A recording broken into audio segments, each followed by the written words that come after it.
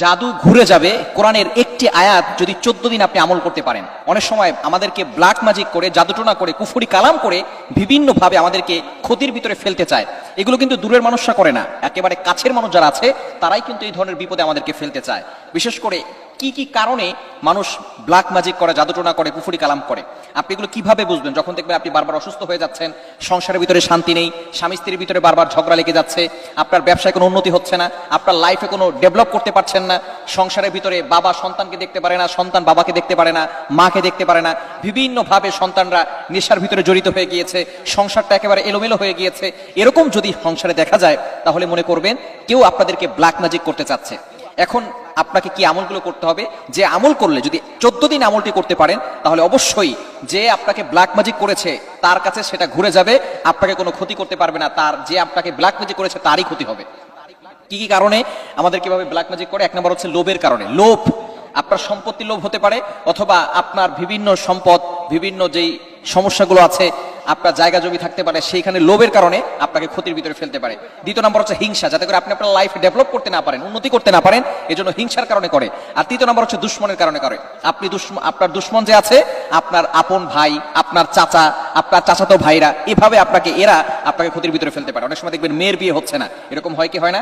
বয়স হয়ে যাচ্ছে, মেয়ের বিয়ে হচ্ছে না। কিভাবে আপনি আমলটি করবেন? যে আপনাকে ব্ল্যাক ম্যাজিক করবে, জাদুটোনা করবে, সেই বিপদে পড়ে যাবে, তার জাদু তার কাছেই ঘুরে যাবে। আমলটি হচ্ছে পবিত্র কোরআনুল কারীমের অন্যতম একটি আয়াত। এটা সূরাতুল আহজাবের 25 নম্বর আয়াত, 21 নম্বর পারার 20 নম্বর পৃষ্ঠার 4-5 নম্বর লাইনে রয়েছে। এই আয়াতের আমলটি কিভাবে করবেন? আপনি দৈনিক 2 বার করে আমলটি করবেন। ফজরের নামাজের পরে একবার করবেন, আসরের নামাজের পরে একবার করবেন। ইনশাআল্লাহ টানা 14 দিন যদি আপনি আমল করতে পারেন, দেখবেন আপনি অবশ্যই ভালো ফলাফল পাবেন। আয়াতটি হচ্ছে ওয়ারাদ্দাল্লাহুল লাযীনা কাফারু বিগাইযিহিম লাম ইয়ানালু খায়রা ওয়া কাফাল্লাহুল মুমিনিনাল কিতাল ওয়া কানাল্লাহু কাবিয়্যান আজিজা। খুবই চমৎকার একটি আয়াত।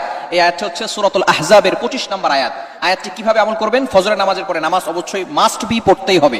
যদি আপনার ঘরের ভিতরে সমস্যাগুলো দেখা যায়, 1 নম্বর কাজ হচ্ছে প্রত্যেকটা ঘরের সদস্য নামাজ পড়বে। অবশ্যই মাস্ট বি নামাজ পড়তে হবে। নামাজ না পড়লে এই আমল করে কোনো ফায়দা হবে না। নামাজ পড়তে হবে। ঘরের ভিতরে কোনো পুতুলের ছবি রাখা যাবে না, কোনো ছবি টানিয়ে রাখা যাবে না, কোনো মূর্তির ছবি রাখা যাবে না, বেশি বেশি করে হারাম কাজ করা যাবে না, টেলিভিশন বেশি দেখা যাবে না, এবং ঘরের ভিতরে কোরআন তেলাওয়াত বেশি বেশি করতে হবে। বিশেষ করে ফজরের নামাজের পরে সূরা ইয়াসিনের তেলাওয়াত, মাগরিবের নামাজের পরে সূরা বাকারার প্রথম কিছু অংশ 1 থেকে 30 আয়াত এবং সূরা ওয়াকিয়ার তেলাওয়াতগুলো যদি করতে পারে ভালো, যদি করতে না পারে রেকর্ডিং চালু করে রাখবে। আয়াতটি এভাবে আমল করবে ফজরের নামাজের পরে এবং আসরের নামাজের পরে। প্রথমে একবার আউযু বিল্লাহি মিনাশ শাইতানির রাজিম পড়বে, এরপরে আয়াতটি পড়বে ওয়ারাদ্দাল্লাহুল লাযীনা কাফারু বিগাইযিহিম লাম ইয়ানালু খায়রা ওয়া কাফাল্লাহুল মুমিনিনাল কিতাল ওয়া কানাল্লাহু কাবিয়্যান আজিজা পড়ে তারপরে বুকে ফু দিবে। এরপর আবার শুধু আউযু বিল্লাহি মিনাশ শাইতানির রাজিম পড়ে আয়াতটি পড়ে বুকে ফু দিবে। এভাবে 11 বার পড়বে। তারপরে সেখান থেকে সে উঠে 1 গ্লাস পানি নিবে, পানি নিয়ে আবারও আউযু বিল্লাহি মিনাশ শাইতানির রাজিম পড়ে আয়াতটি পড়বে ওয়ারাদ্দাল্লাহুল লাযীনা কাফারু বিগাইযিহিম লাম ইয়ানালু খায়রা ওয়া কাফাল্লাহুল মুমিনিনাল কিতাল ওয়া কানাল্লাহু কাবিয়্যান আজিজা।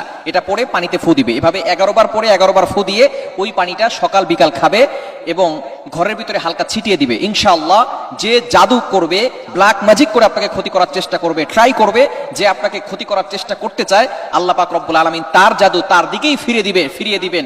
আপনাকে আল্লাহ তাআলা প্রটেক্ট করবেন, হেফাজত করবেন, আপনাকে কেউ কোনো ক্ষতি করতে পারবে না। পাশাপাশি যদি আপনাদের এই ঘরের ভিতরে সমস্যাগুলো হয় তাহলে 5 ওয়াক্ত নামাজ সকলে পড়বে এবং শরীর বন্ধ করে রাখবে। একবার আয়াতুল কুরসি এবং সূরা ইখলাস, সূরা ফালাক, সূরা নাস এবং সূরা বাকারার শেষ 2টি আয়াত, এগুলো পরে বুকে ফু দিবে আর হাতে ফু দিয়ে পুরো শরীরকে বুলিয়ে দিবে, তাহলে শরীর বন্ধ থাকবে।